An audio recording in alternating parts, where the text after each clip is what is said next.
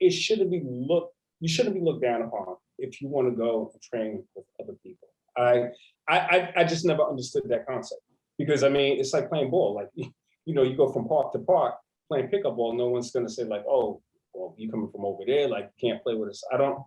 I just don't understand where this is something that's for everyone.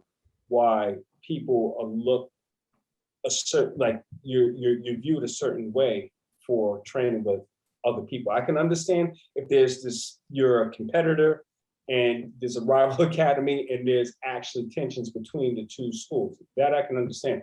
But if you're the hobbyist, or even that middle ground person where you're like a hobbyist, but you like to compete and you take it very serious, what is the big deal? If you're coming in being respectful and coming to that academy and, like I said, being respectful of your training partners and the instructors, shouldn't be a problem. That's just my opinion. I agree. I agree. I would love for there to be not so much static between academies in certain places. In Maryland, it used to be way more contentious. I think there's still some old school beefs. I mean, I'm not involved in any. Like we're about to have we're about to commentate this event at another academy in Randori BJJ Invitational. And I love that now at least some academies are cool with us going there and exchanging knowledge and coming together as a community, because I think that as a sport, there's a lot of negativity in the air, just with, like we mentioned earlier, what happened this last year.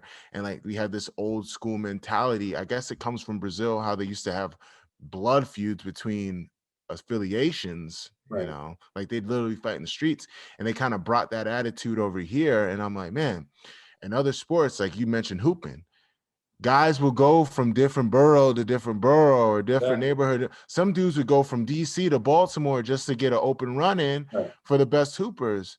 We don't really have that in jiu-jitsu.